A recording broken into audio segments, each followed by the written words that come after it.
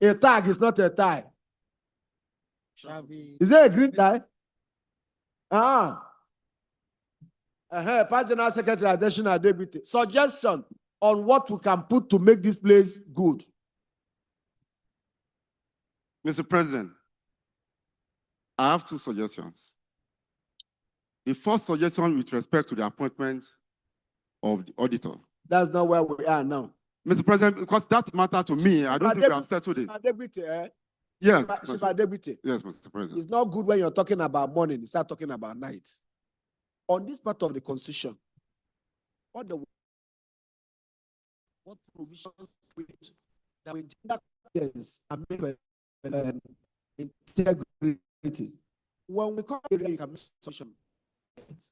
Okay. Mr. If you're going to President, deal with can I that just- later, what we have then drafted. I would, on that note, Mr. President, No, anything Suggest- that's not done here will not be considered, though. Step it down. that's what I'm saying, that the issue of auditor that I was talking about is actually with respect to ensuring transparency and integrity. And because, Mr. President, you and I know that we love each other. Oga, And I want a situation where Deputy. when you leave, Deputy. you will leave on a very high note. And it's important that we protect the integrity of the process. Deputy. That is why, Mr. I'm President. asking for your suggestion now. Okay, that's why I'm suggesting this, Mr. President. Number one, the issue of those who audit the process. My suggestion, Mr. President, a lot of us are arbitrators. We appoint arbitrators when we have matters. There's no reason why the candidate cannot sit together and agree on who will be the auditor for that process and nominate and suggest Forget it. before the election. Forget it. Before That's the not election. to them to agree. You think that will not work, Mr. President? Let me give it away. That, to me, Mr. President, is my thinking. On the issue of the time, Move your microphone a bit. okay, on the issue of the timeline between which to release the database to candidates, my suggestion is that we do 6 hours, maximum of 6 hours, Mr. President. We have That's my- passed this stage. We have agreed, let's leave it at 12 hours. What other suggestion do you have that you think will enhance integrity? Fill it out. If there, yes, the man in green. Okay, Ohagba. The appointed service provider. Oh, I thought that was green. A green tie, yes. Providers. Yeah. Service provider. Thank you, Mr. President. Mr. President, on this issue. Out of order. Hand over the microphone. Okay, let me now speak. I wanted to find out. I rule you out of order. Okay. Collect the microphone. No, let me speak now. Okay, We okay, let me ask. suggestion. My suggestion is this. My suggestion is this. Whether it is 12 hours or 24 hours. Okay, Ohagba, I rule you out of order. We have passed that stage. What position do you have? If you don't yield the microphone, Let that audit process we're talking about be concluded before the announcement of the result of that election. No. No.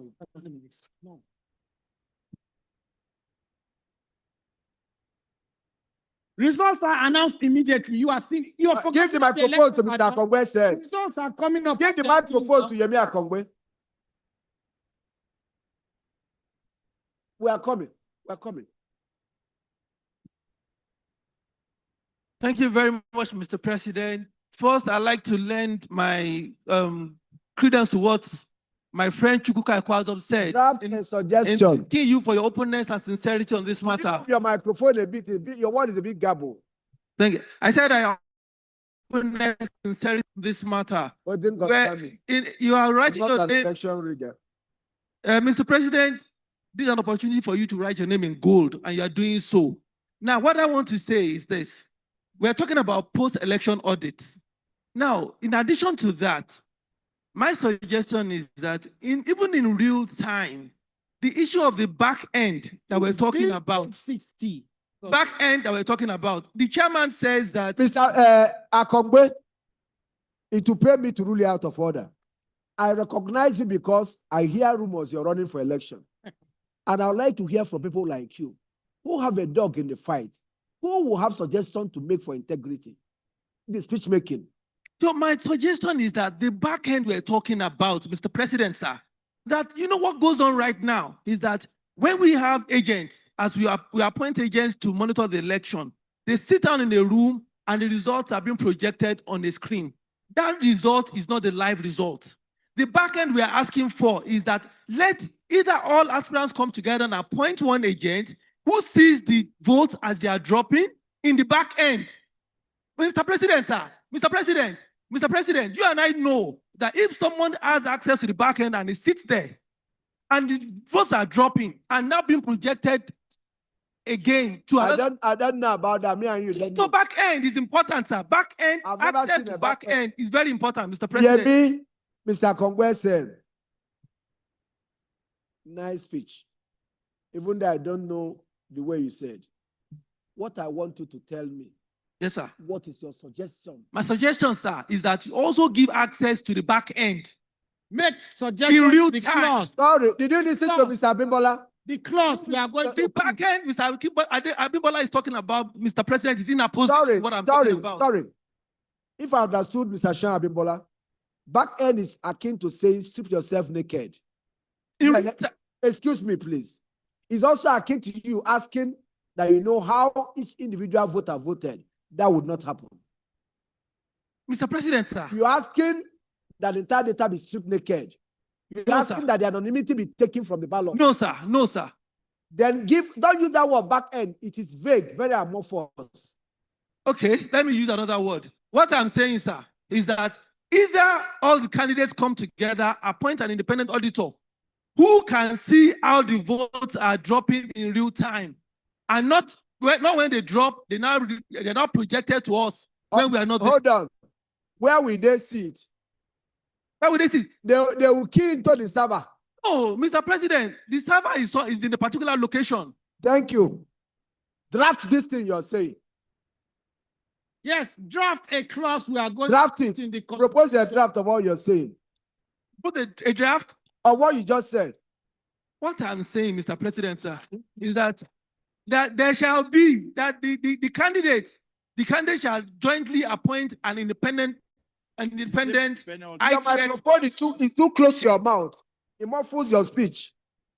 What I'm saying, Mr. Instead of neck now, they said the candidates should. Mr. President, sir, that there shall be Yes, go on. that I'm the typing. candidates shall jointly appoint an IT expert, a single IT expert, who shall also see the server room where the votes are dropping, so that Real time. as the votes are dropping, they see it as well in real time. What we see. How will they see it? They put a screen there. How else do they you see, Mr. Kongwe? The truth is that how these things work remain a mystery to me. And I would like the assistance of people like you who appear to know more about it to give us what will work in practice. When you say see it, and you also tell me that the one you're seeing on the TV is not reliable. How else did you see? Mr. President, sir, we know that in electronic I voting. don't know. Sir, please. What I'm saying, sir, is this. We know how electronic voting works. It's about the algorithm that is programmed in the system. And they drop in that format. You can say, Mr. Akwazo's vote, we see it as it drops. Akongwe's vote, we see it as it drops. And everybody's vote can be seen in the server room. They see it as it drops. So that's why I'm saying that in addition to one person sitting down in the server room alone. Right. Since you don't have a draft, Mr. Abimbola, what he's saying, is there a way that as you're seeing here, you see a different thing behind? How can candidates accredited agents be seeing something different from what we are seeing here? How practicable is the suggestion? What I heard Mr. Kongbe saying, and please correct me if I got you wrong. What I heard him say is that while voting is going on, the candidates have an agent in some room somewhere where they are seeing the votes drop. An auditor. Yes, an auditor. Yes. Just wait. There are many assumptions that we are making. Voting is going on electronically. It is not happening in a room. When we were at the National office and conducting this election, agents were entering the room where we were.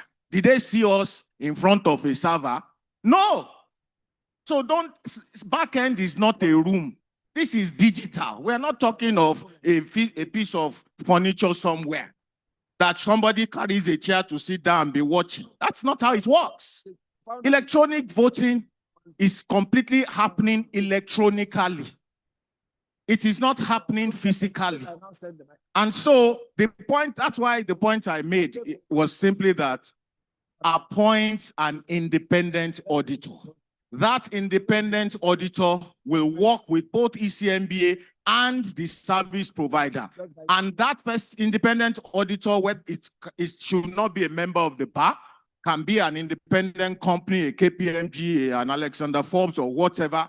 And they are the ones that will produce. When we want to drill down and talk about what should be provided within X period of time to whosoever, we are drilling down with respect to processes that we don't manage. We don't own this platform. We will need to have access, and the persons to have access will be that independent auditor, not you and I who are candidates. That's all. That solves it so that we stop looking at, except we want to start second Please, guessing. can we get people an that will give independent us a auditor. draft in addition to safeguard this? Can we put it up? If they can put it up. Can you put that up again? Additional draft, Mr. President. Mr. President. It currently reads, each Yes. voter. It currently reads, each voter. Let me shall just receive- stand up, sir. This conversation is born out of a mistrust of our electoral process. Yes. I was part of the Constitutional Amendment Committee in 2021. And we took all the suggestions, at least almost all of them, made by the Ayo Akintunde Committee. And let me also say that the fact that people do not trust the system does not mean it's not working. I have never rigged, and I will never rig an election. I'm not interested in it. If I fail, I fail. And God sees my heart. I'm not interested in such thing. Some of the thoughts may sound good, but they may not be practicable. Because I keep asking draft, and suddenly we'll have a difficulty. Let me plead. Let us pass so far what we have done, and then set up a committee to further revise it. We can have a virtual extraordinary general meeting to deal with this aspect before the next election. Because we have been on this for over 1 hour. I'm pleading. Let us make progress. Thank you so very much. May I just read the draft that the president suggested? The appointed service provider shall, within 12 hours from the close of voting, email to candidates the total number of accredited voters at the election. The list shall be on a branch by branch basis.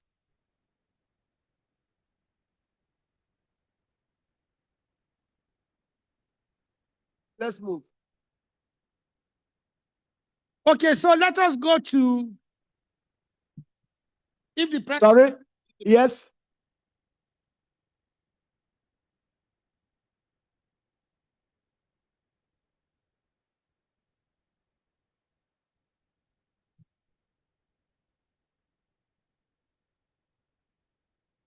Two months before an election, the NEC shall appoint an independent forensic auditor who shall be introduced to the election service provider and to whom materials used for the election, for the conduct of the election, shall be provided for the purpose of post-election audit. The independent auditor shall be one of the top 4 accounting firms of reputable forensic auditor. And my suggestion, therefore, is that NEC will do this in consultation with all the candidates that have been cleared to contest the election, so that you can agree on one of the reputable person among the 4 who will not be a member of NBA. If Is- after that one, they still have no confidence in the electoral body. Is this suggestion carried? Chief Okutepa, Huh? let me advise. No, they don't accept. What is the qualification of this auditor you talk about? Mhm. Is he a mere accountant? How does NEC know who to appoint? How are we sure that we'll end up appointing somebody that will not really add much value to this process? I'm just asking. If it's amended, I will do the appointment too. That's why I'm making a suggestion. 4 top, anyone on the 4 top, provided in the doing of this nomination, the NEC shall have consultation with the candidates. They should be able to suggest Mr. And if the candidates deadlock, Sorry, if there's a deadlock, the NEC will appoint. that is the problem with this kind of suggestion. The more you put, the more issues arise, the more you look for solution. Mr. President, all I will suggest finally is that let us conduct our election transparently. Sit. We have the clauses. All right. Let's go. Okay. Oh, yeah, PD. All right, so we have regulation for aspirants. We have provisions. If you go to page 62, please. We're almost through. Yes, project page 62.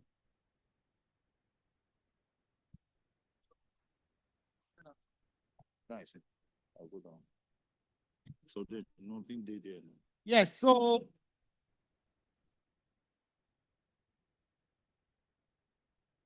We don't need the schedules. yes. So these are appealed by aspirants. For aspirants who are qualified, who are disqualified, then we give candidates the opportunity to petition for disqualification of their co-contestants after that person has been cleared.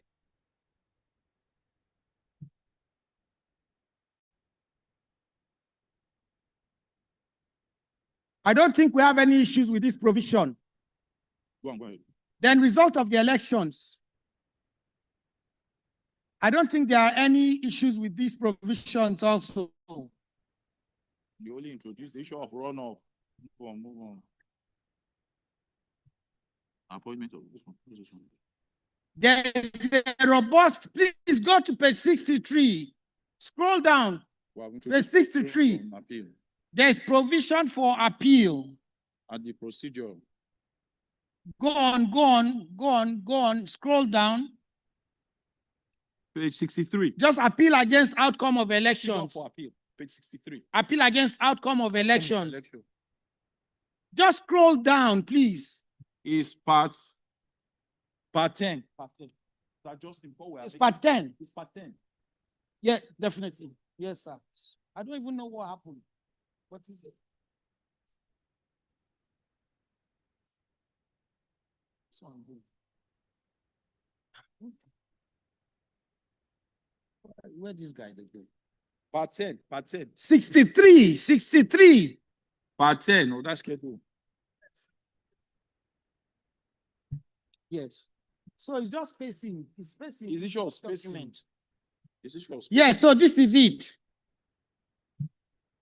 So, gentlemen, we have procedure for appeal. The current constitution does not have a detailed procedure for appeal against the outcome of elections. So that has been provided for. Are there any comments as to these provisions?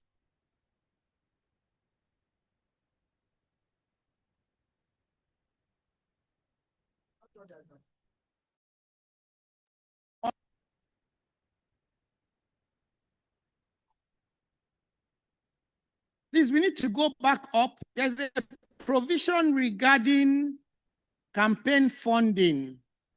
I don't know whether we have any issues with that. Okay. It's been shared. It's been shared. More than a month ago. Yeah. Section what? If you go to That's election of national officers, part 3. Which public? Part 3, election of national officers. So on this document, page 56, the secretary of the committee will read the amendments. Thank you. Well-deserved rest. Campaign by candidates in every election shall be by publication of campaign materials and physical visits of candidates to branches of the association other than their branch is hereby prohibited. I'm just reading it, so yes. Campaign by candidates in every election shall be by publication. Look at paragraph 12 of this aspect of.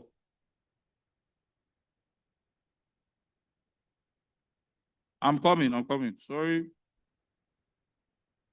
Look at part 3. Part 3, it depends, it's 55 on my page. Part 3, please, can technical projects, part 3. Part 3.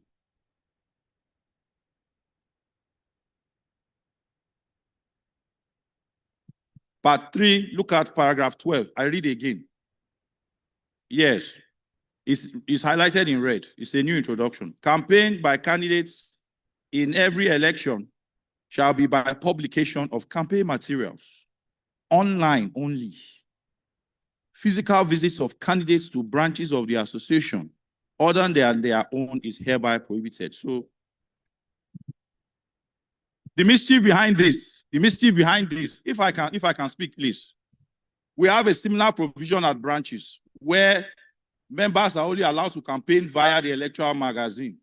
So, and we believe we are dealing with learned colleagues and that the candidates should be able to give us their manifestos and their documents and to save the issue of campaign funding. So that was the idea.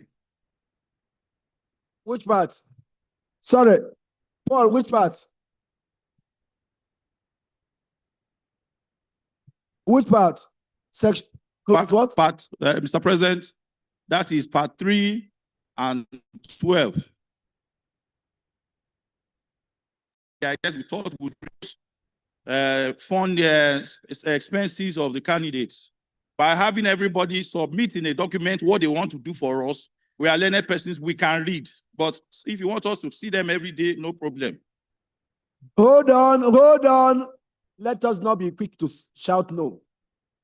Now, if we're putting in conditions to curtail or to regulate spending, and candidates, the laws only apply to you when the electoral committee clears you, then we're just burying our head in the sand. It means you can spend all the money until 2 months or less to the election. But by this expression of interest, you are identified as a person who seeks office, and whatever electoral provisions that are in the Constitution will be applicable to you. That's the thinking. By this expression of interest, you have declared that you are in the race for whatever office. And so if there are provisions about what you can do and not do, they become applicable to you. But with respect to this constitutional amendment, we can also hear at the end of it, so that, because the time is already too short, September 1st in a few days, we can say that this constitution shall not take effect until it is registered with the CAC, in which case it will not apply to the current electoral process. There's nothing to worry about. There's no way you expect those who may want to run to comply with this. So we can defer the commencement of this constitution, meaning that this clause, if passed, will not apply to the current aspirants.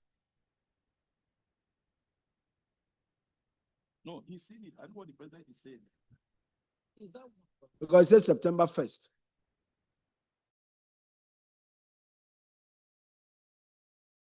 Of the year preceding. I mean, that's like, yes, we not have. And until this amendment is filed at CAC, this constitution does not become legally binding. Until CAC accepts the amendment. So there's nothing for the present crop of aspirants to worry about this provision. But we should have such a thing time within which people fall under this ECMBA's regulation. No. Mr. President, can I proceed?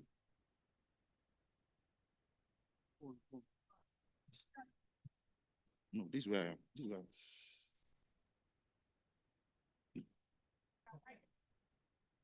The ECMBA shall, okay.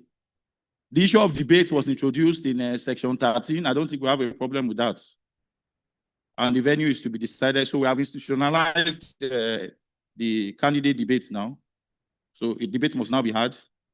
Then on the issue of any branch, look at paragraph 15.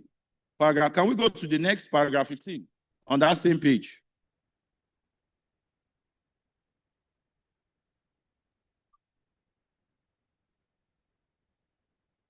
Okay, I've read 12.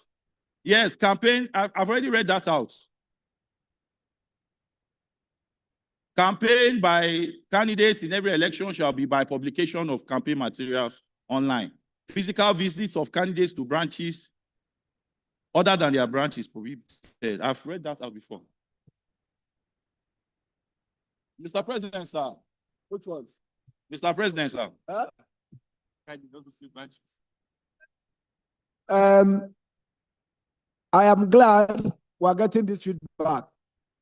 In my meeting with this committee, I was of the view that it would be wrong to become MBA president without being able to visit branches.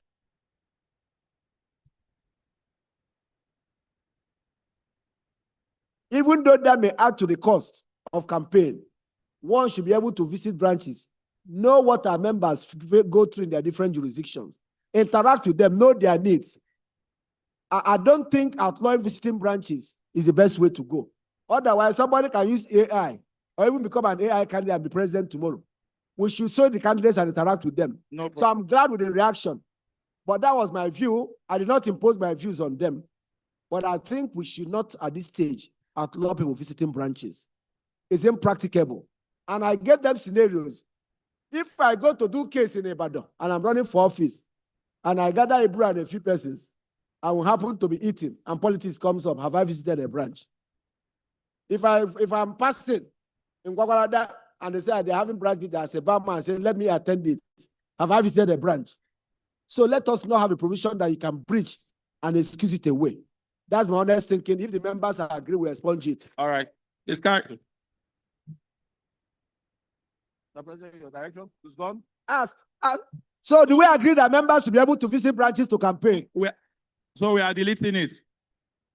Daniel, please note clause 12 is deleted. Then we go to issue of paragraph 13 is on issue of MBA debate. MBA debate. I don't think we have a problem with that clause. No. Mr. President. Then on the issue of Sorry. It doesn't mean we need to delete the whole of clause 12. Just delete physical visits and take that one out. Because there are substantive provisions already in the Constitution that talks about online gathering of campaign materials. So we shouldn't delete it because it will be in conflict with the existing provision. Let's Just remove delete 12. the branch one. Let's remove 12. Because it can also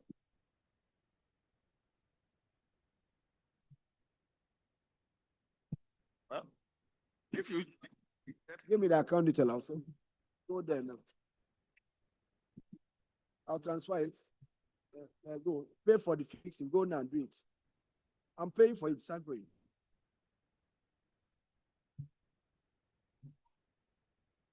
Is the card there? Mr. President, can I go on? Is it? I think it's taken as deleted. Let them do it now. 3 words. No, I'm waiting for direction. I'm waiting for direction from Mr. President. I want to continue. 300 and what? It's noted. It's noted. It has been deleted. I'm waiting for Mr. President to continue. People just call money and see for a gross of it. Is that what you pay your own for your own card? That way you pay for your car to 1,000 naira. If we look at paragraph 15, it also has to do with inducement of funds. So let me just quickly, so it says any branch, section or forum officer or member who engages in solicitation for funds or inducement of funds from prospective aspirants in any election in the association shall be deemed to be guilty of professional misconduct. No, I think that. No, let us not always rush. Ask all of them. Our colleagues are suffering. The moment there's indication you're running for office, everybody is asking YLF, MBA Women Forum, FIDA, OLA, branch, everywhere. If we don't want to protect these aspirants, then we should expunge it. But if we want to protect them, we should not make them victims of extortion because they are running for office. Yeah. Mr. President, I think the problem is deeming them. Then they call it goodwill message. Goodwill. Then they suddenly launch bar house because you're running for office. If we really want to sanitize the electoral process, we should allow this amendment. I suffered it. People shouldn't suffer it.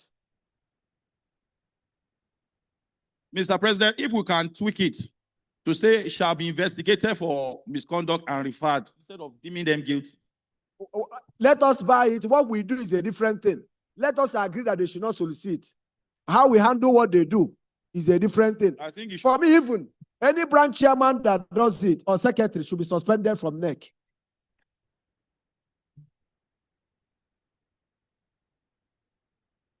Can we see it on the screen, please?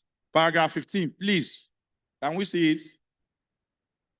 340, yes, I raised the issue of shall be deemed guilty of misconduct. And I think the chairman of branches also raised that issue. That deeming them guilty of misconduct should be taken out. But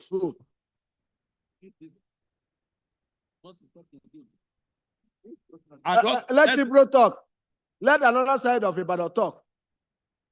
So please, can we have contributions on this, please? Do we deem the person guilty? Ibro, don't be offended that I talk about branches, but they do that, you know.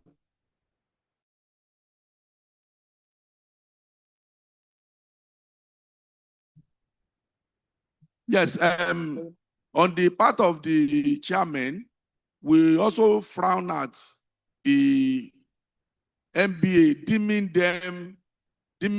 the branch or the chairman guilty of misconduct.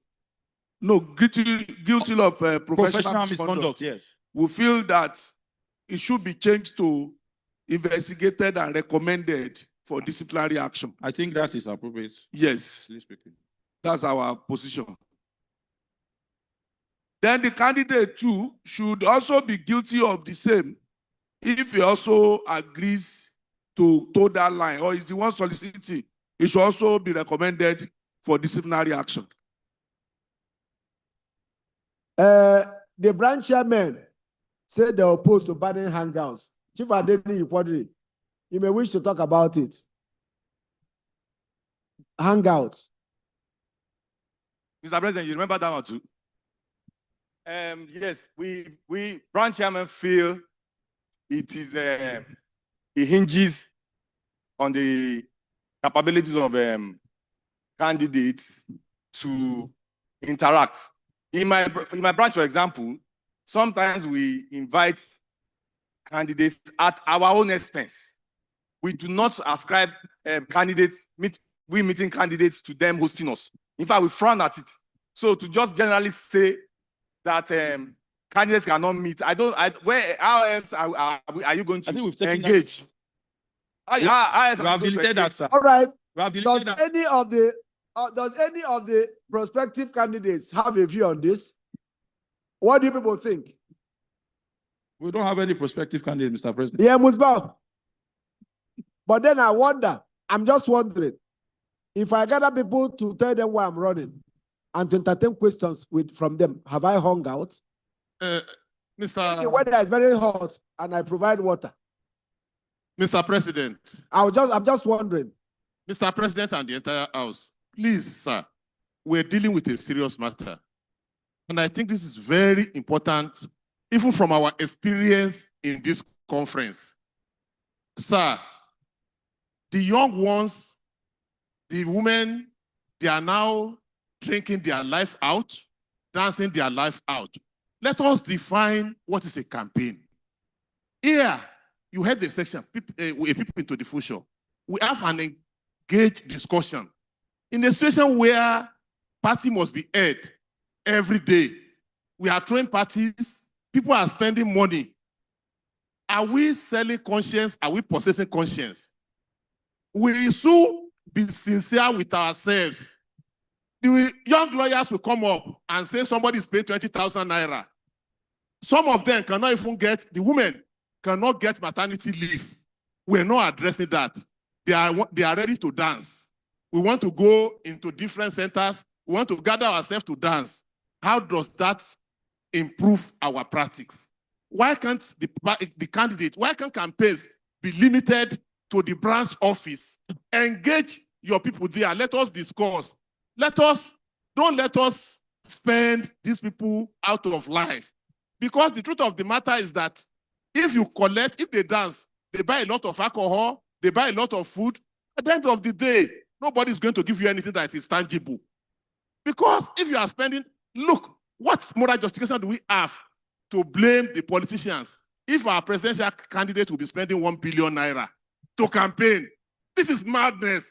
We need to define campaign and let us restrict campaign. You can move around, but don't go and hang out. If you want to hang out, carry your gift. Let's limit it to inside the office, the bar office, and we should prohibit alcohol and other things there.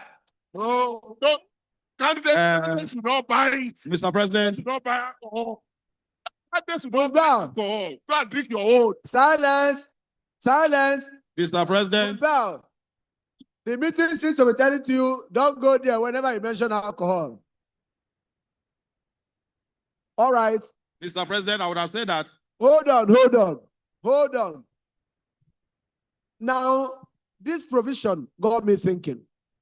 Maybe this expression of interest by September 1 is too late. What I saw in this conference, my eye never seen them before. The spending was huge on everybody's part. And I imagine the pressure. Maybe the expression of interest should come before the annual general conference. Maybe we should leave hangouts and talk about shows and parties. The pressure on them is enormous. And their personal life, their professional lives, disrupted. They don't want to talk about their pockets.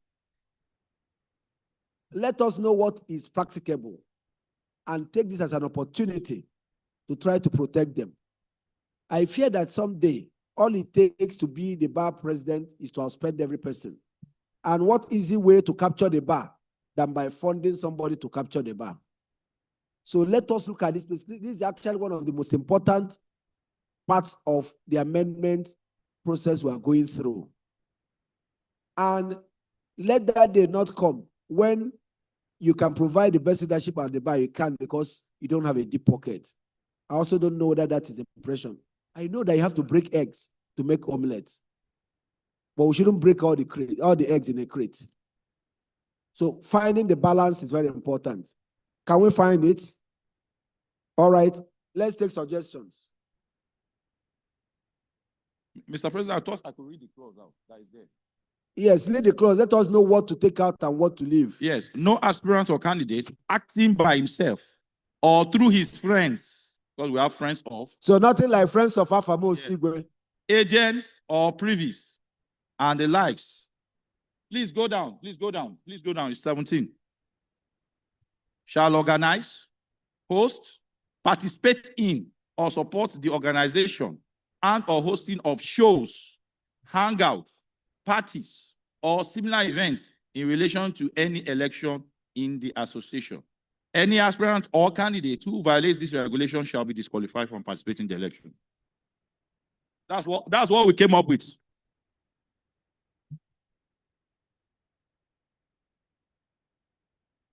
Mr. President. Please, let us not always be shouters of no, yes, no, yes. Can we have a dispassionate and yet intellectual discourse. It is impossible to suggest that somebody cannot spend money or have hangouts. But let us be a bit restrictive in what can happen and what cannot happen. We can't rule out that there will be some form of entertainment. I don't see that happening. So, but let's look at I like wants to say what I'm thinking. Yes, madam. Moji, is that you? You seem to have a strong view about this. Let's hear you.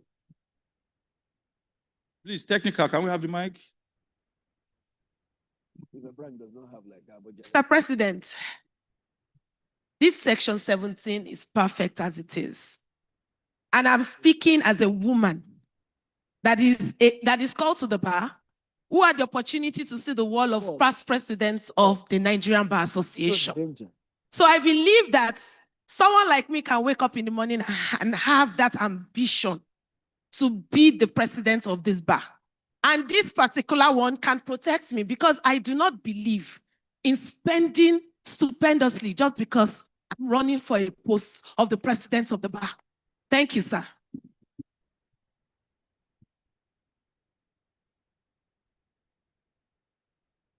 Yes.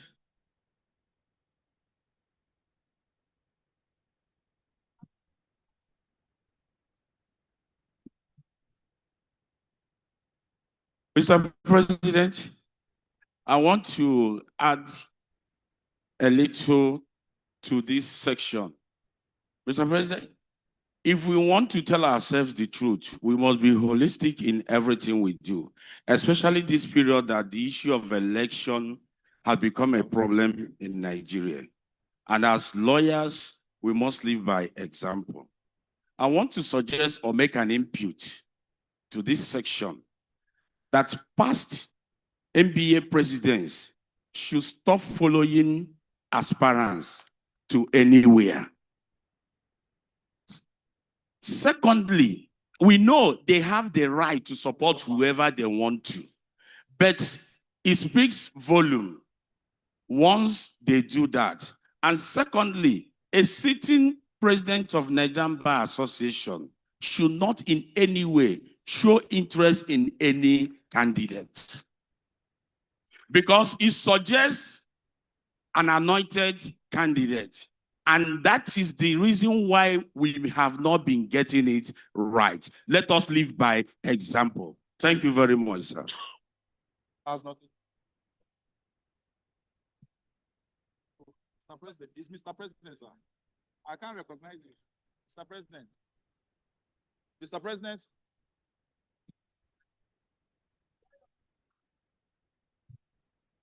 Sir, do I understand you to suggest that for being an elected official, you lose your right to vote?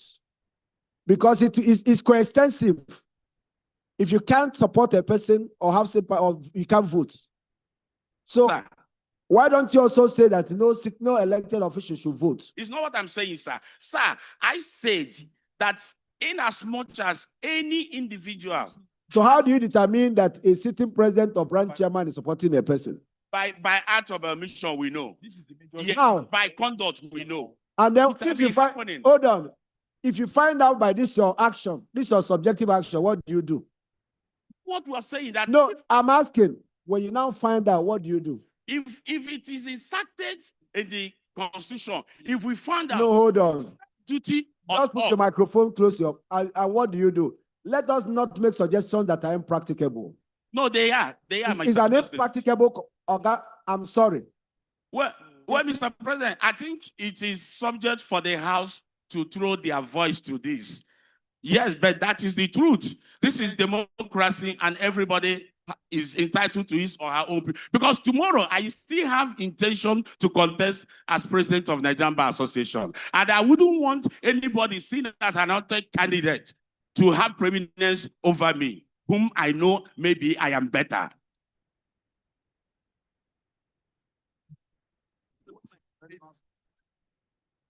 Please, can we go back to the clause and look at the clause so that that becomes the debate that will be concentrated on? This seems not to be what we're talking about, please. Please, let's deal with that in AOB, whether the president can do it or not. Hangouts. So are we leaving this plus 17, Mr. President? Sorry, what's that? Is it carried or not? Please, we need direction. Can I have direction, please? So that I can move on. What the one about hangout? Yeah.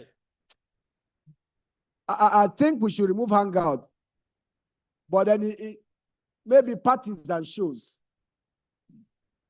But then, what is a hangout? What is a party?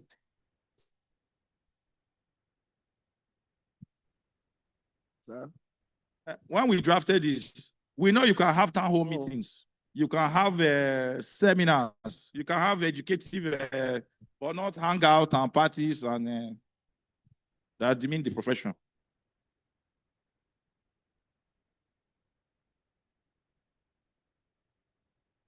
I can't recognize you, Mr. President. So, do we expunge that provision? So, can we redraft it? Can we redraft it?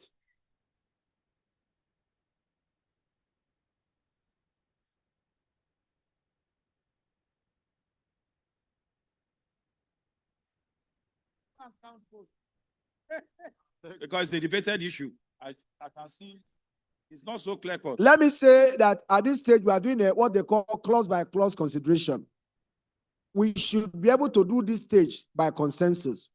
When we now need to pass the entire proposal, we need to get it to third majority. But if we insist on it, if we cannot arrive at a consensual redraft, then we delete it or we put it to a vote. I think that section may end up being a dead letter provision if we don't define it well. Or can be a section that any person, somebody can also go and hold a party and say you're the one holding it. And then push for your disqualification. In a bid to shut a door, we shouldn't dig a pit. So let's think about that. If it's a very slippery provision, no matter the good intention, then we should take it easy with it. So it's going on. Yes. Sir? So it's deleted, Mr. President? Do we remove it? Did I hear a louder yes or a louder no? So we delete it.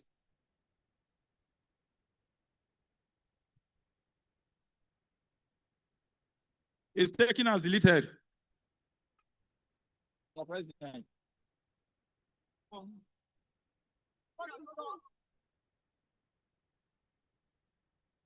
The chairman also spoke about the next clause, which is on publication of defamatory material against an opponent.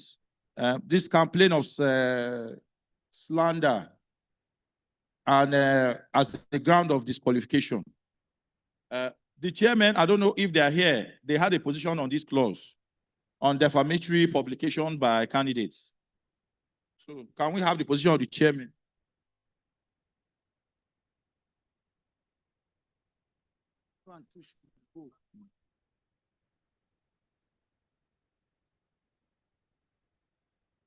Okay, sorry. I jumped voting center.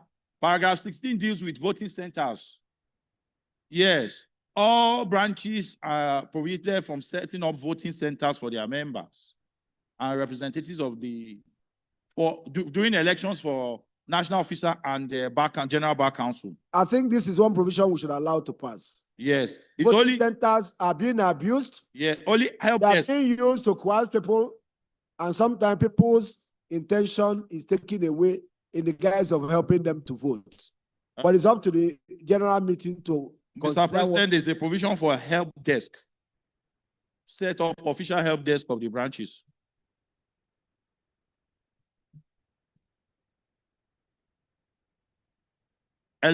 Election help desk may only be set up at the regular meeting venue of. Okay, what do you want to say? Yes, that's why I said that the election help desk may be set up by the branch itself at the venue of the meeting to assist members who have difficulties with electronic voting. let me Boss, just finish the boss. course. Yes. Is that not giving with one hand what you have taken away with another hand?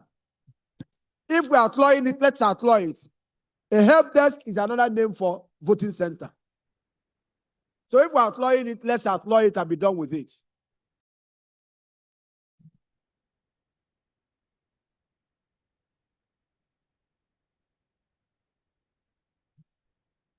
Yes. Yes, Adesotoye. Yes, Mr. Prince, can you have the mic, please?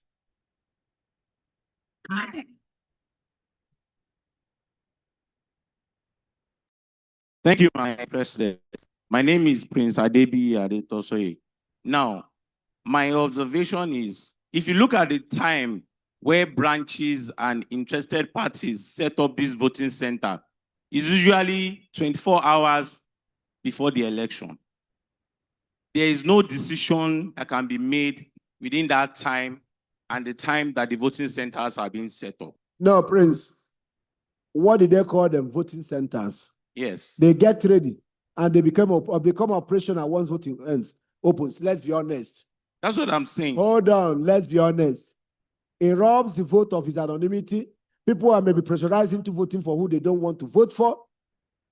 If, for example, a particular candidate is strong there, or his people or her people control it. If you want to ban it, let's ban it.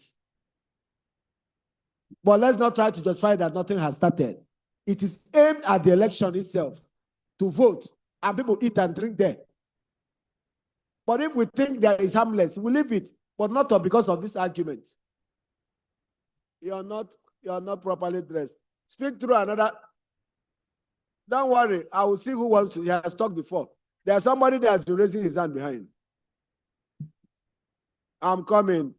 Allow me to preside and see those who want to talk. Yes, you, green tie. And then after him, the lady there. You're not properly dressed. No. I'm not that type. Mr. Yes. President, sir. Yes, sir. On the issue of the difference between a help desk and a voting center, the help desk, sir, is you call in case you need information. For instance, the ECMBA used to provide that. So probably we allow ECMBA continue providing that help. I agree with you. Yes, sir. If people need inquiries, CMBA should be able to handle inquiries. Yes, sir. Then secondly, sir, on the issue of what aspirants or candidates can do, I think we should insert into the constitution rather than restricting what they cannot do. We should tell them what they can do. For instance, organize seminars, organize debates, branches can organize debates for them, can give a level playing ground to all the candidates, something they can do so that they don't focus on these other things that we are trying to outlaw. Let's tell them what they can do. Thank you, sir.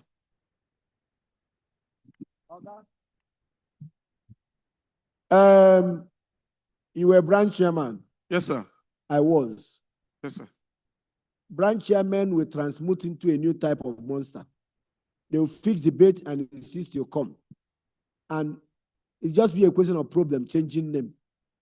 We will not write it into the constitution. No, I'm saying the candidates, not chairman. I'm talking They can about conduct any lecture they want. They can do webinar. They can do anything. Yes, sir.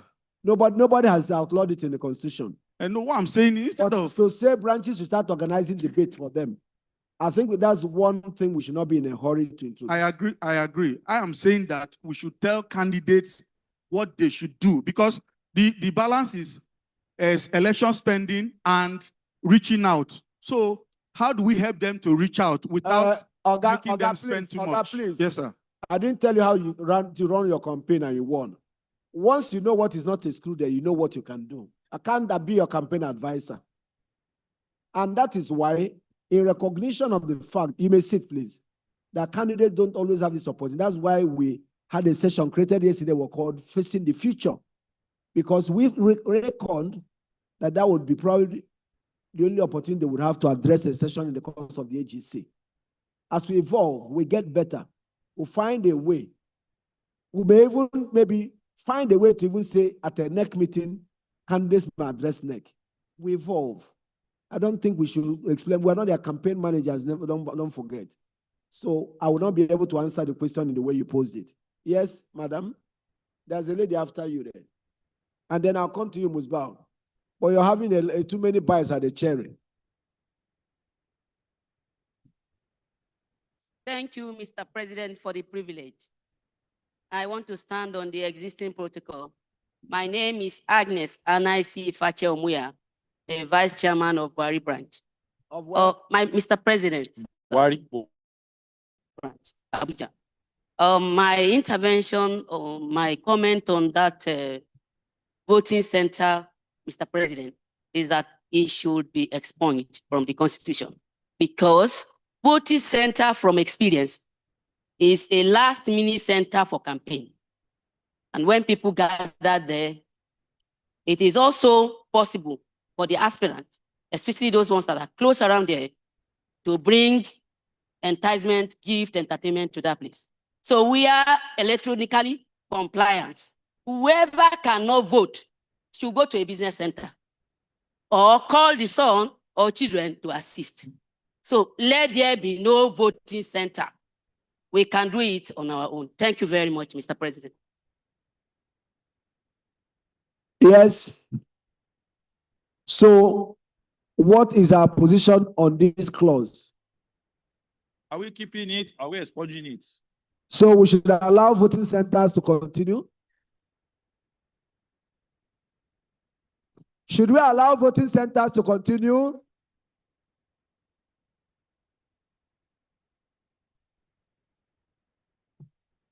Should we outlaw voting centers? What do we do? I think the nays have it. Well, we reject the proposal. Noted, Mr. President.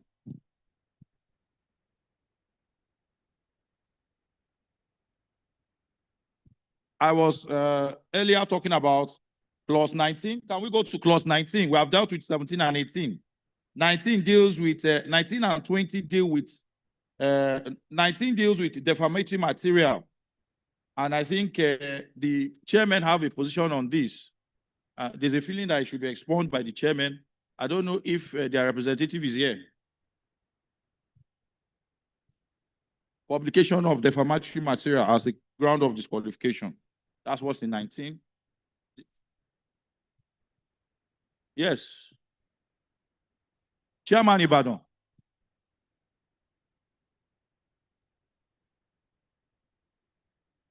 Well, we're in receipt of your memorandum, yes.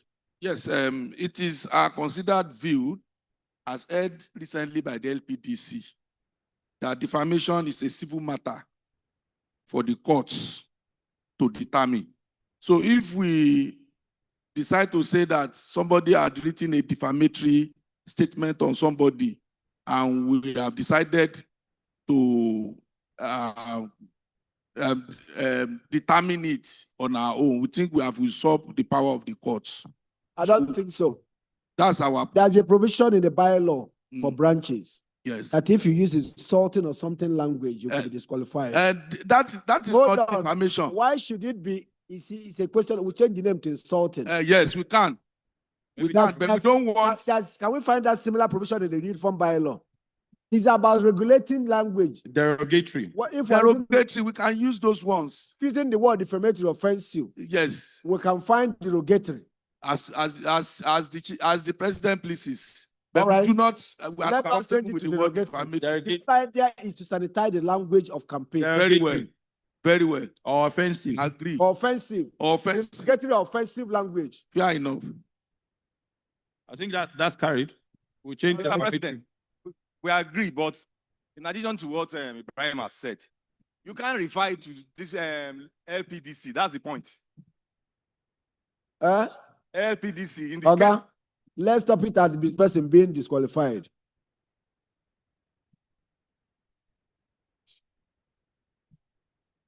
So we are removing referral to disciplinary committee, and anybody who uses derogatory and offensive language against a fellow aspirant shall be disqualified.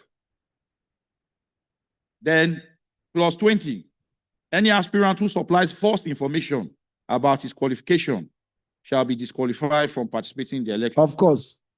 And then that person will be referred to LPDC. Yes. Yes. So the next clause.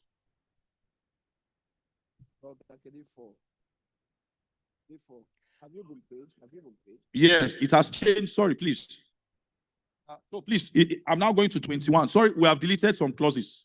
So please, just note that clause on false information, publishing defamatory material. Then look at your 21. No, 21 is there. It's not been amended. No. Okay, it is now, they are also deleting it here. I'm looking at what is on the screen, Mr. President. Oh, your 22 is 21. Yes. We deleted clause 12, sir. All right.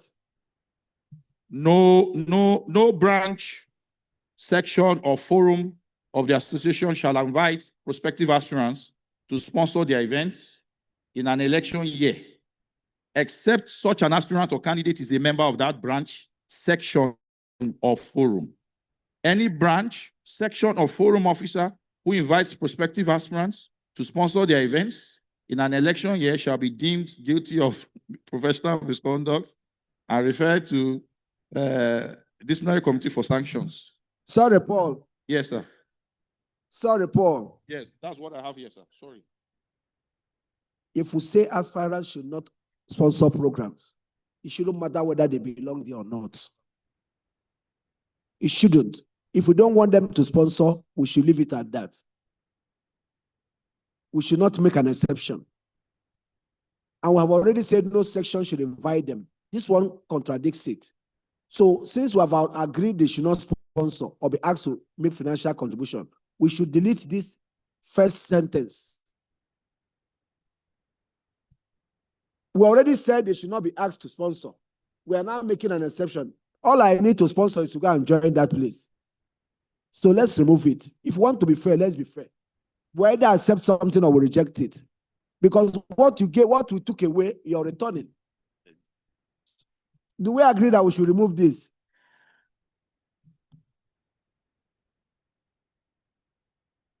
An observation? Chia Abuja.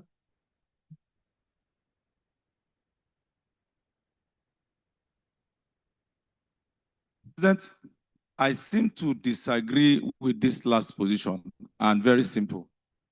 What this amendment seeks to provide is to reduce election cost and expenses. I am a member of Abuja branch. Abuja people know me. And so if I am within my Abuja branch, my same people, I sponsor a meeting, I sponsor a seminar, I do not go outside Abuja branch. I think that should be tolerable. Even during election, it is still my branch. If I now extend it and I go to Surulere branch, that will be campaign. Because I live with this branch, I have been a member of this branch. Perhaps we can look at a station where because you want to contest election, you now leave your branch in that year of election and go somewhere else. But if this is my branch and I participate in the activities of the branch, I think that the president should consider it. No, it is my home it's branch. not the president. We're all agreeing. Yes, sir. I'm only giving an opinion. If the whole idea of this provision is to reduce the financial burden on them, their branches should not be an exception.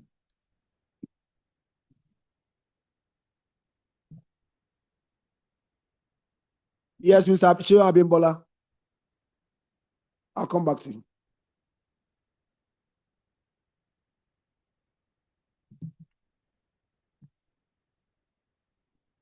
Mr. President, I just wanted to ask, if I do not sponsor as Olusegun Abimbola, but my law firm sponsors, am I caught by that clause? It doesn't say so. So that's why I'm asking. The clause doesn't say so. So if we need to include... I think it should be extended to your law firm or even any person sponsoring in your name.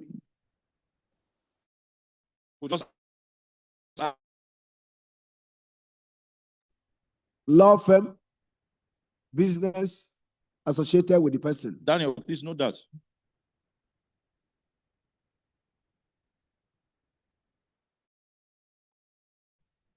Sorry, I can't recognize observation. Yes.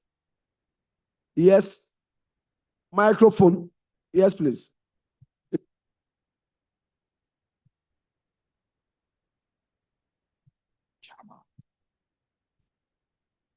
Thank you, Mr. President. My name is Seth Nwokolo, Association of Geneva Branch. Mr. President, if the essence of what we are doing is to reduce financial burden on the candidate or aspirant in our election, I would suggest that the sponsorship should be in its entirety, not just in an election year. Because you know, before the election year, usually branches they have their dinners. Somebody can sponsor some branches dinners before that election year. And yes, sir. You were joining the meeting. What said, there will be expression of interest. The moment you do expression of interest, we are recognized as an aspirant. These rules apply to you. If you do this before this period, it does not apply to you. So welcome to the meeting. All right, thank you. Let's go. Thank you, Mr. President. We are now on the issue of endorsement. No branch or section shall endorse branch or candidate on elect position in the association.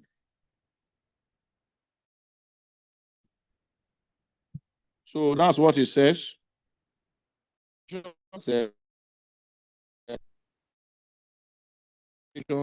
Shall be subject to disciplinary action. That's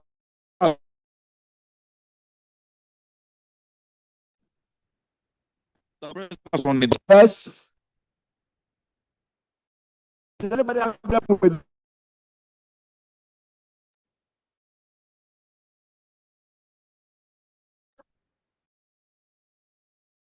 And in some branches, not allow it to campaign.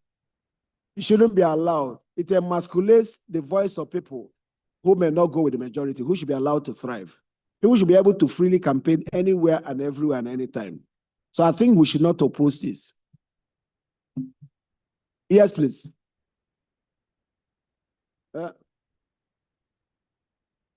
Yes, I think it should also refer to all persons, lawyers. Individuals should not also endorse. Let the candidates have and run. Yes. Mr. President, well, I am wondering whether when you say branches, section, or forum, it will mean ethnic, whatever, like Otuokiu, regional forums. They are not registered bodies of the association. They are not recognized or registered bodies of the association. It means that they are excluded from that because they are not a forum of the association. I thought this was self-evidence that we only refer to bodies, organs, structures created under this constitution. That's what I'm saying. So what it says is an exclusion of those ones. We have not referred to ethnic fora because they are not creations of this constitution. Noted, sir. We are talking about Young Liars Forum, Women's Forum coming to adopt. Can endorse you. We can't do anything about that. But lawyers who are members of this body should not endorse you. All right. Paul, we need to move. Yes, I'm trying to. That the ECMB now will prescribe the limit for electoral expenses for candidates in any election.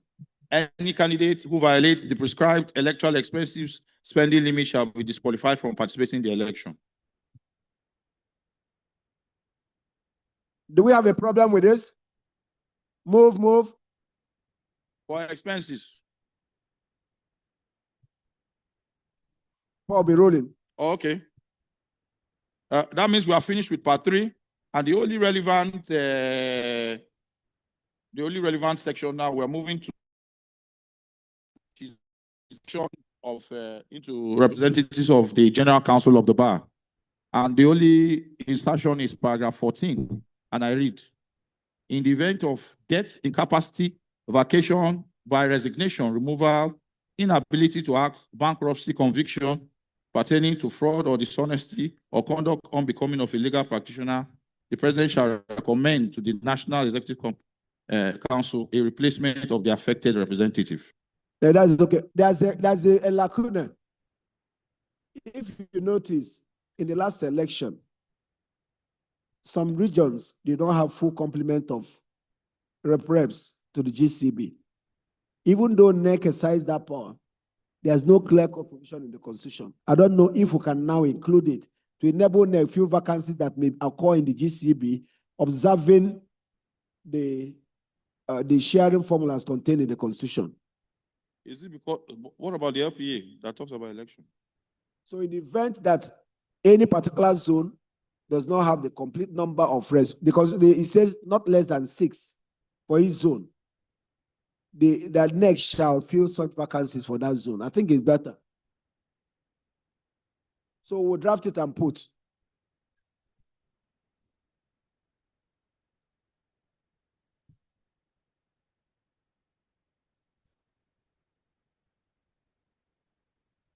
Let Mr. President. Mr. President, do I proceed? Yes. We have dealt with electronic voting. Yeah, we have taken it. And so if you look at part 7, not much change there. Then in part 8, we have introduced this issue of appeals by aspirants and candidates. I think you can now bring petitions, pre-election petitions, if you feel a co-contestant is not properly cleared. And there's I think this section is very important. Before now, just about any person could challenge a cleared candidate's qualification. So I think limiting it to co-contestants is better so that you know who you're dealing with. So I don't think this should be controversial. Yeah, so it's the candidate himself now that can bring the petition against a fellow co-contestant based on this. Then, sir, we talked about, look at subparagraph 4, that the decision of the Election Appeal Committee shall be communicated to the ECMBA and the aspirant immediately after decision, but not later than 14 days from the date of appeal, so that appeals are timelessly determined, so that we know. Then results of the elections, I think we've dealt with that.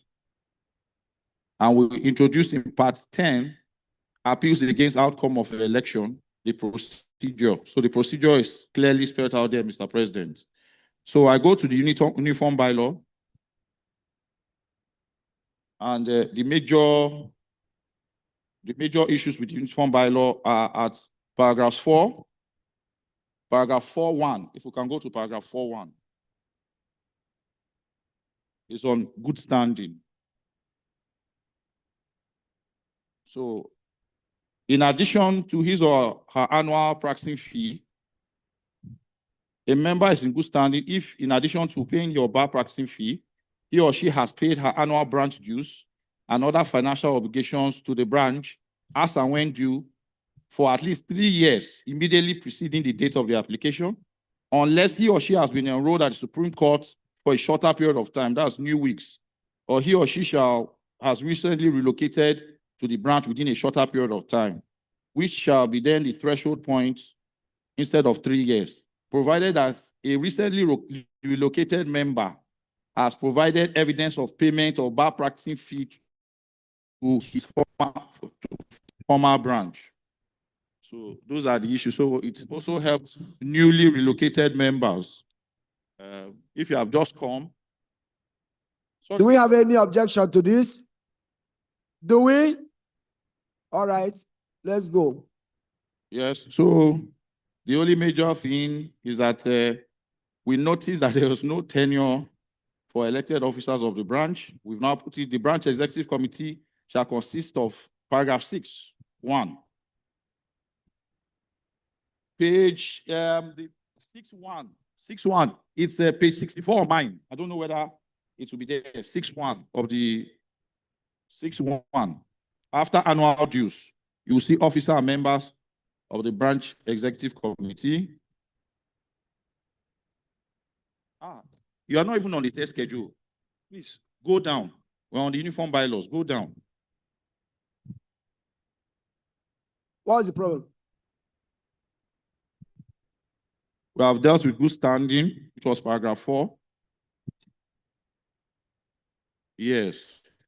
Then we are now on paragraph 6. which we included that branch executives consist of officers of the branch shall be elected as provided under the bylaw for a single term of 2 years. For a single term of 2 years.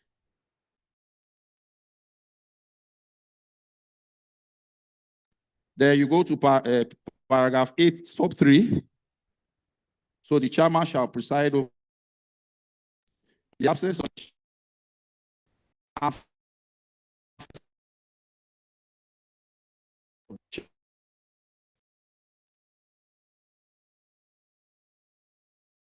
yes.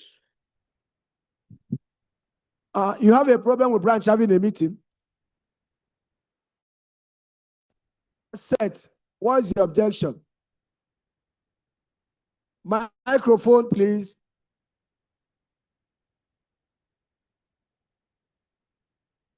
Is already charged with keeping records of the proceedings of the meeting.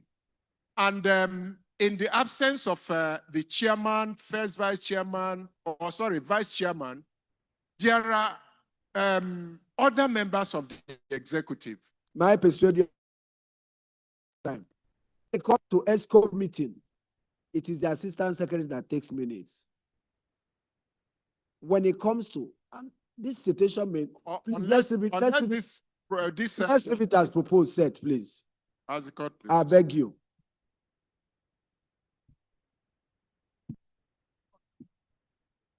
No, let us run through it.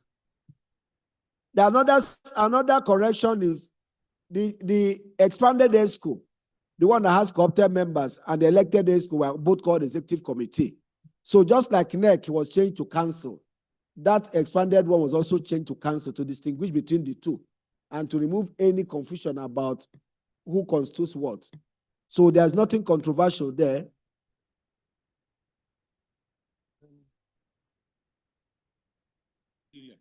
And then, Paul, can we go to 10(1)D? So before now, the constitution was like you can only appoint caretaker committee from within a branch. But we have this situation where a branch may be so polarized that it may be difficult to find 3 past chairmen or persons who can run it. They proposed that president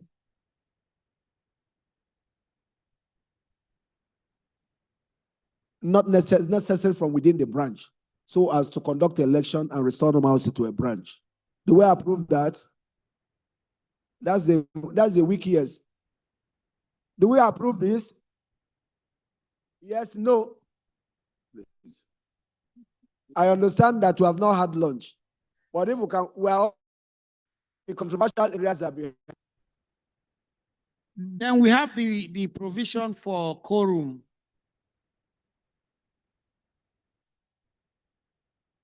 Yeah, that's the one that they were saying 25 members. 25 members with, they said at least 1/3.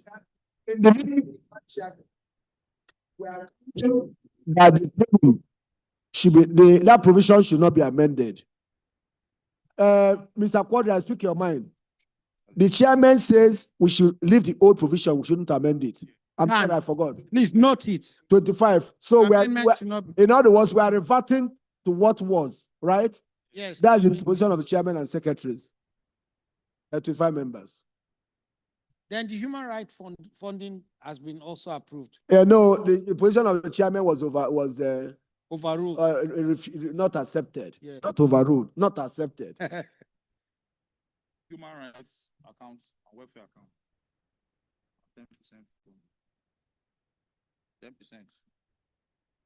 Then we have provision for elections of members of branches, officers for June, for the month of June. I didn't get that. The election of officers of the branch shall take place in the month of June. That's 14 what? 14.1. Please go to page 82. 14.1. It may be different. 14.1. 14.1. On So the election. person should. Yeah. This is adopting what obtains in Ikeja, Lagos, where even though the tenure may not elapse in June, election is held and the officers will be sworn in. We thought that it makes for uniformity. So to just clear all those doubts. So Ikeja, thank you for giving us this Mr. Quadri, thank you. Then we have provision So I agree we don't have a problem with this. Oh, yeah. Oh. Then we have provision for record keeping of attendance of branch meetings, It's now attendance ready. so that the information will be sent to the national for the national to keep in the event that the branch lose their record. Because we had an experience where a particular branch wanted to hold the election, and whether by hook or crook, they could not get their record. So they provided a new list to just give persons the right to vote. So we say after every meeting, the secretary of the branch should send that attendance to the national for the national to keep. And the repository of that information will be the vice president in charge of those regions. That you will find in clause 2, Which paragraph? page 82, towards the end of it. That's I think those ones are not controversial. Let me draw your attention to 10.7. I think the branch electoral committee is not called ECMBA. It's called branch electoral committee, BEC or something. So reference to it as ECMBA should be corrected. Dan, note, please. All the place. So since we have rejected banning of hangout for national election, to also be rejected in 14.8 or something. Mutatis mutandis, yes. Thank you.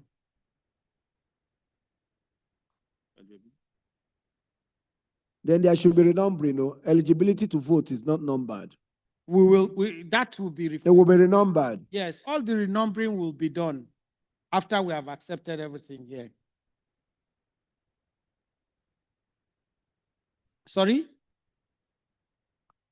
That's in the main constitution. That's in up. That's up. Well, passed it. Do you have a problem with it?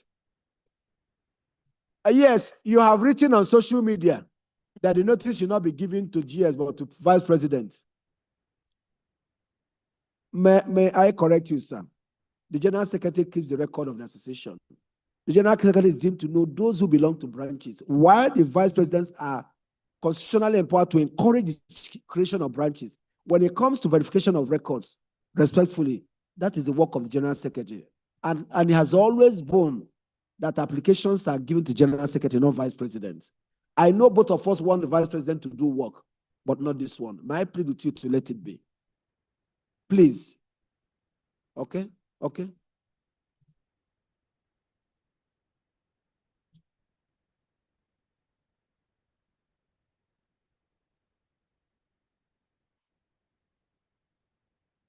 No, Democrats. I mean, like that. It was drafted to remove any ambiguity. That the president will be an A signatory and sign with either the General Secretary or Treasurer. Yeah. Nobody was removed. Yes. It was to make it so that the president or chairman of a branch must at all times sign a check.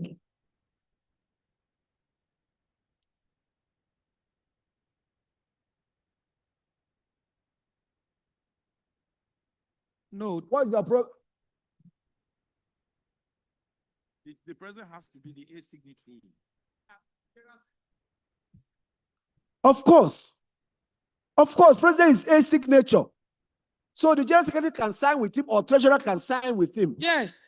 That's what is written. Can you read I it hope out? that's the clause. Clause what? Section what? Section. What section? Let's go to the section. Are you suggesting that Treasurer should come before General Secretary? What difference does it make? What difference does it make when the president, Democrat, please let us not sweat the small points. The essence of that section is to say that the president must at all times sign with one of them. Does it matter whether we write Treasurer before General Secretary or General Secretary before Treasurer? It doesn't. Is it significant? Sorry? He's saying that Treasurer should come before General Secretary. General Secretary ranks higher than the Treasurer. Is it taking that point is carried? That is president or secretary or treasurer? So do we agree to leave it the way it is? As funded. Let me say, Aremu Iwa Kimboro was General Secretary. Joyce Odua was General Secretary. Isaac Abiola Olagunju was General Secretary. Emeka Obegolu was General Secretary. Tidy was, I was. In reality, most checks are signed by the President and General Secretary. In reality, I don't know why we should. It's not a supremacy contest. The General Secretary works more in Secretariat than the Treasurer. Joyce Odua has occupied both positions, and she would not agree with me that that's how it is. Thank you, Democrats. There's a provision for You owe me a drink. Let's go. There's a provision for appeal in the branch elections too. The provision is mutatis mutandis national. I think we should take it as read. We have approved the earlier one, so mutatis. Thank you very much. We're almost done. Welfare account. Welfare account in the branches. I think the president has spoken about it. Yes. We don't have money. That's it. That's all. That's all. Gentlemen, Mr. President, permit me to thank Now, you guys. Okay, we never finished. please go on, go on. I know that's it. It's just for me to thank and then you go for the adoption. Huh? I've done. So, Mr. President, members of this august body, thank you very much for the opportunity to serve. Permit me to thank members Somebody of is the speaking. committee, You need to wait for him. particularly Mr. Stanley Imo and Mr. Paul Daudu. Mr. Stanley Imo was my alternate chair, and Mr. Paul Daudu is the secretary. You can see that when he saw that I was at the cul-de-sac, he ran up and joined me. Gentlemen, I must thank my members, Dan Odiba and other members, but I will thank members of the association more for allowing us to do this and for seeing that it is passed. Mr. President, thank you very much. We are grateful. Thank you, Abdul Rafin Dadi Mohammed. Let's take it then. We'll put the amendments to a vote. Yes. The discussion is over. What do we should speak on? What is that? Please. Abdul, if there's is he on the amendment? Okay, can you, yeah, what is that concern?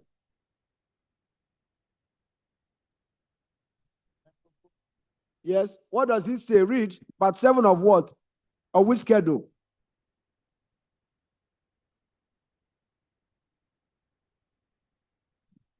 Mr. President, I am seeking your leave to raise this issue. Can you go ahead, sir? Okay, so he said, subject to the provision of this constitution, a member shall not be eligible for election as a national officer or representative to the General Council of the Bar if he or she is not a Nigerian, is a member of Did you mean section 7?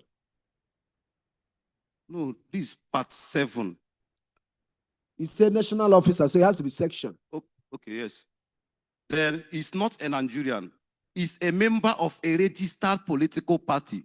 Mr. President, I want to learn. Don't this... So you want to be a member of a registered political party? I'm a public servant. I'm not a member of any political party. What is it? He said it affects you as a young lawyer. So what I mean is this not, in case somebody confronts me tomorrow, is this not contradicting with 1999 Constitution that gives a citizen right to belong to? Thank you. You have answered you. I've answered you. I suggest you go and read Ohonda and who. When you join an association like us, we have the power to limit what? If you don't like it, well, you leave the political party and contest. If you join political party, you leave us. We want to be sure that those who did us are not tainted by secular politics. Thank you. Now, as shown in the executive summary and in the understandings we have reached here, who moves a motion that with the corrections that the amendment has proposed be approved by this annual general meeting? Who is this person in both Ebola hats?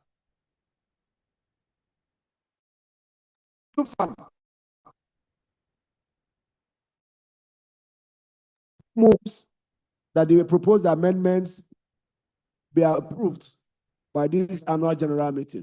Mr. President, members of the National Executive Committee, dear colleagues, having exhaustively deliberated on all the areas proposed for amendment, accepted some and rejected some, may I move that the proposed amendment be adopted as part of our constitution?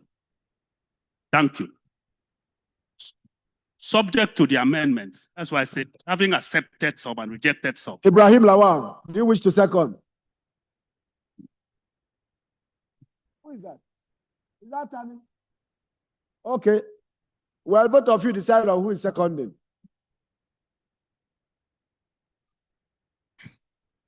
I, Olale Konsani.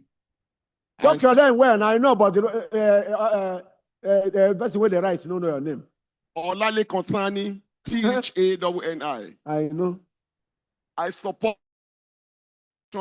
I seconded the move by my learned friend. Now, let me say this. The Constitution requires that it be amended by two-thirds majority. We ask for a counter motion. If there is one, then we'll count. If there is none, we'll take it as the unanimity of votes, in which case it would mean that everybody voted in favor. Do we agree? So any counter motion? Any counter motion? It is hereby declared that by unanimity of votes, the proposed amendment with the corrections as agreed by all of us is hereby duly approved by this annual general meeting. Thank you so very much. Thank you, Mr. And President. thank you for your support and for your patience. And to my shame, I apologize that we did not provide refreshments. I need a woman to move for the adjournment of this meeting. Joyce Odwa, AOB, sorry, AOB. AOB. Democrat, allow us to go now. Sorry. Yes, under AOB, let me go first. Izika Zakariwe here. I understand that tomorrow is his birthday, and I wish him a happy birthday. If he's here, we can give him a pre-birthday, happy birthday song. But if he's not there, is he around? So, well, let me take in AOB until he shows up. His birthday, he turns 63 tomorrow. And he looks 50. Fine, he looks much younger than me and Olagunju. Mr. President. It's not, I'm not Tika, so go and give it to him. Mr. President. Oh, seek indulgence of neck. He has worked so hard for this conference, he was chair of the LOC. And he did a whole lot. May we depart from our rules to allow this cake to be presented to you. Do I have your consent? If I have to take it down to where he is, no, he's not here. Near him, take it down. Carry it. Don't bring something without our getting permission next time. Go. Don't put fire here. Yes, demo. My brother Clement Chukwemeka. Mr. President, my name is the madam of the bar. Thank you, Mr. President, for that accolade, Mr. President. You should get one of those beret from you. Mr. President, I have enough. In 2030, you'll be wearing 1 minute. May God keep us alive. Thank you. Mr. President, first of all, I want to commend you for how you have handled this, all the proceedings and, make our submission. Mr. President, the way you have succeeded in putting in things some of us may not really wish that it will pass through. I commend you for that. But one of the issues I want you to look at very critically is, one, you made a very good submission during your report of encouraging most of us to participate in continued legal education. AOB are really out of order. The time has passed. AOB. The time for has passed. It's AOB. Next point. I want to conclude. Sorry. Let me conclude. Hold on, Democrats. Sir. That was a matter that could have been raised in the course of discussing my report. To conclude, let me summarize it. All right. Let me summarize. What I'm saying is that in as much as all of us, we are praying and we want to be educated and, everything. But I want to urge Mr. President to look at the criteria for practicing as a lawyer to be attached to obtaining CBD. Review it and allow us, we will continue to acquire knowledge, but it should not be a criteria for us to practice. Thank you very much. Democrats, you're a very honest man. And when you led your unregistered forum I met with you and I showed you the rules. The only argument you had is that it was smuggled into the 2023 rules. You agreed that it was in the rules. How do I remove what I didn't put in the rules? But I drew your attention. It's not a question and answer. I'm responding to you, my own right of reply. In case you want me to. Hold on. And I showed you that was not passed. I said, okay, I agree with you. That it was in the 2007 rules. That if you quash 2003 rules, the 2007 rules still has the provision. Democrat, let me give you an assurance. We'll continue to work to ensure that no lawyer is left behind. I have no intention of stopping any lawyer from practicing. Thank you, sir. I will do everything to provide free trainings so that all lawyers are able to meet it. We just want a better bar, a better equipped bar. That's my interest. Thank you very much, sir. As we say in Igbo, let it be done to me as I want it to be done unto others. Thank you, Democrat. Next person. Thank you very much. I said you have spoken too much. Is there OB now? Is it only you?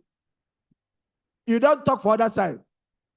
This man has not spoken. He's a past chairman of a big branch. Allow him. Thank you, Mr. President. My name is Augustine Anyanya in Efiokudo, Uyo branch. My President, I just want to commend and thank you very much for enabling the branches to subscribe to the ICLE program. It means that professionalism will get to the grassroots. It simply means that even the young ones, it means that even the professionals at the branches can upgrade themselves. In all branches, we have seasoned professionals who are practicing, who are also teaching. For branches to be able to have certifications for ICLA training is a direct approach to get professionalism to the grassroots. I thank you. It's actually a way Ibrahim Lawal informed NEC that has also increased the attendance and participation at the branches. Exactly. So it will strengthen the branches and make them the work of the bar association. Thank you so very much. Thank you, Mr. We'll President. take 5 more comments and then we'll move for adjournment. Yes, you, fair lady. And then after her, you. Keep it short. Yes, sir. Good evening, my president. All protocol duly observed. Just leave the observation. My name is Salemaya Lewichi, MBA Korodu branch. The suggestion I have this evening is that the vice chairman, who are the chairman for human rights, be considered as members of NEC because they work directly on the field. They know what happens there. Thank you for your suggestion. Thank you, sir. But let me just say to you, NEC has become very unwieldy with the increasing number of branches. Instead of adding to NEC, we remove from it. NEC is a legislative making body. You already have all the chairmen, all the secretaries. And I don't like this suggestion that the vice chairman are the custodian of human rights. What about the chairman? They drive the human rights agenda of the bar at the branch level. Let us not pretend that the vice chairman are more important than the chairman. And the vice chairman are already representing the branch in NEC. And I don't think that argument will fly. Thank you. Yes. Yes, the lady with the MBA Women Forum after her. Yes. Hey, there.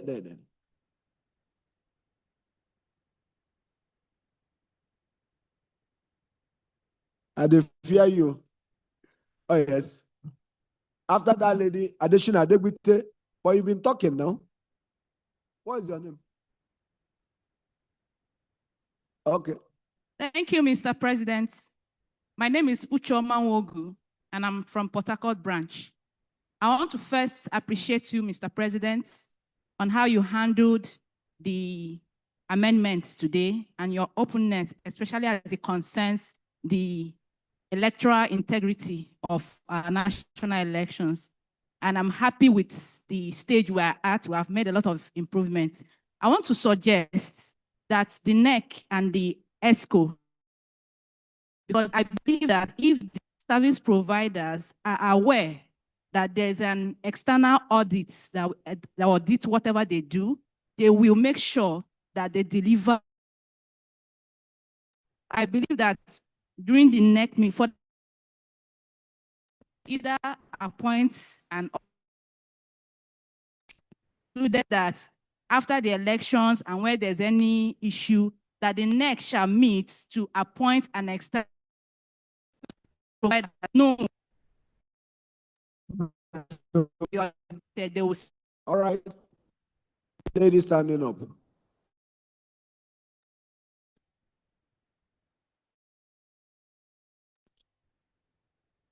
The 63-year-old the cost better pay. Yes. Thank you, Mr. President. I am Jane Omono Apollos James from Port Harcourt Bar.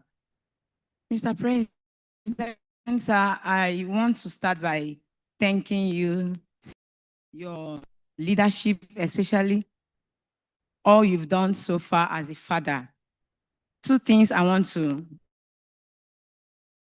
Earlier raised my hands when the constitutional amendments was going on. But Mr. President, at this point, please, I am humbly appealing, is a suggestion.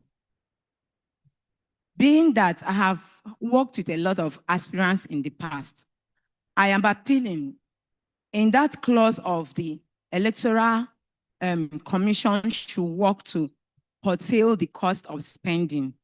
I humbly suggest that in the what they call it now, voting is online. My humble appeal is that campaigns should be online. It will go along with Thank you. cutting Your costs. suggestion has been rejected. And secondly, It was rejected in the amendment process, so we can't go back to it. President, we've been here since 11 a.m. Mr. President, this is past 7. Without shame. Therefore, I am humbly appealing for a lot of all Mr. President should provide, no matter how light, refreshments for the Noted. Noted. Yada, what can you?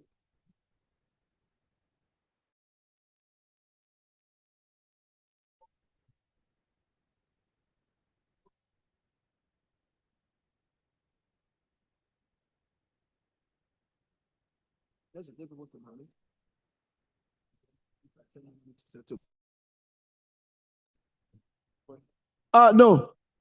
It was a AA. AA, don't go. AA. Okay, you and Tanya are not old men. No. I'm right here before you, Mr. President. Mr. President, let me start by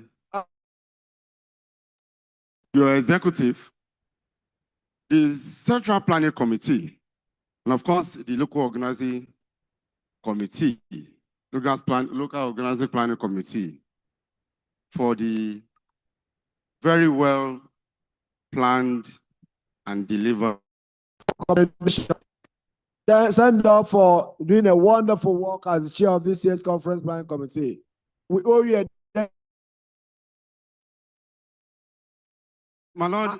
And the young lawyer said to me that your unbad was very deaf. I said, but the music was loud. He said, yes, it was deaf. I didn't get the language, but I get the point.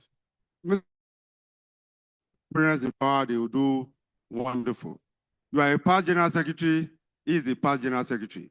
And you have past general secretary in positions, they do things and they make things happen.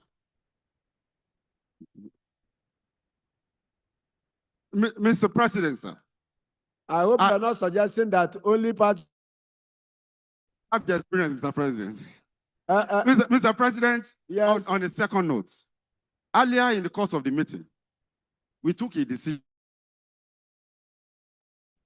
Final resolution for that time, for the purpose of that period, on the issue of dress code. Mr. President, when Chief Mike Ozokome was speaking earlier, he spoke about the need for us to speak with our leaders, AGM, and speak at meetings. And you know, some of them. I'll do that. I'm already doing that. I know that most of them, a number of them, these days when they attend meetings, they prefer to wear their traditional full regalia.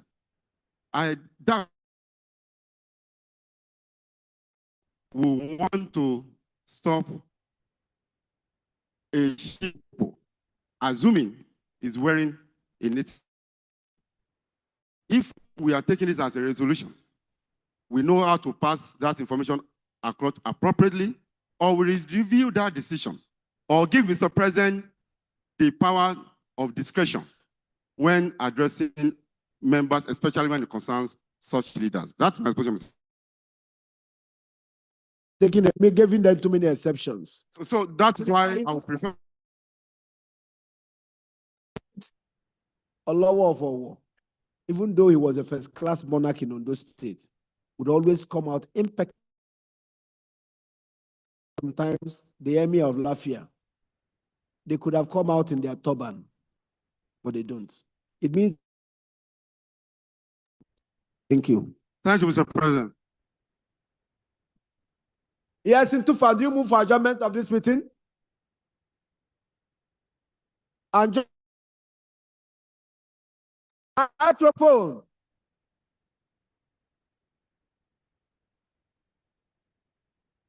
No.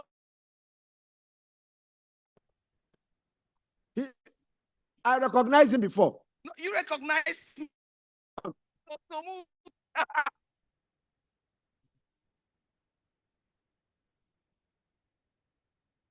Mr. President, ladies first.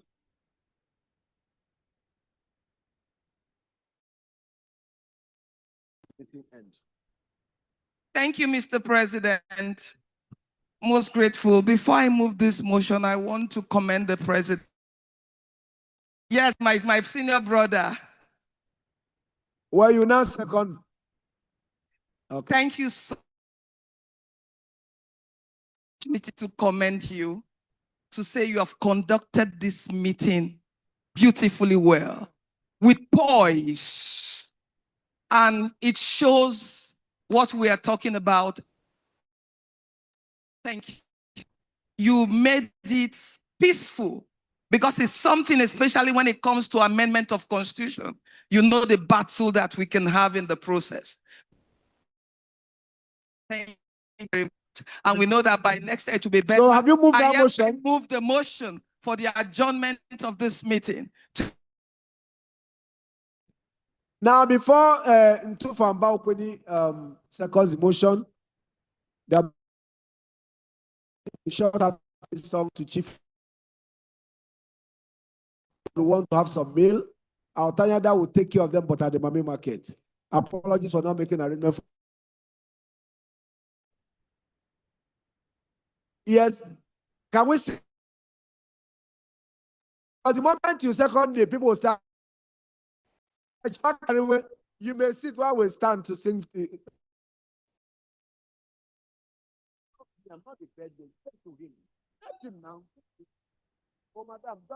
Happy birthday to you. Happy birthday. Happy birthday. Happy birthday. Happy birthday to you. Good Lord bless you. May bless you. May the good, may the good bless you. Hip, hip, hip. All right. Mr. Agomo and Apo and people from his law firm will lead him to cut the cake, and then Mbaokweni will be recorded as seconding the motion for adjournment. Let's cut it, then we'll do that. Yeah, so.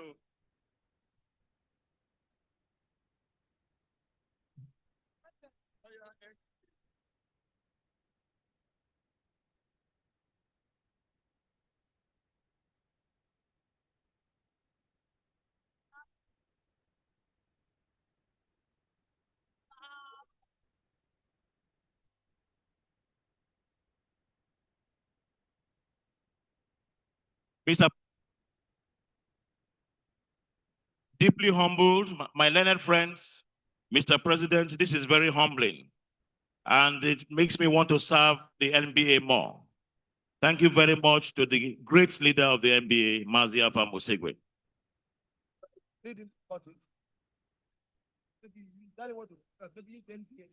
Okay. All right. I will spell NBA and you call the cake. Somebody give me an N. Give me a B. And give me an A. Happy birthday. And back for the place. Can you second the motion on the table? The motion, can you second the motion for adjournment? Mr. President, I second the motion for adjournment of this annual general meeting.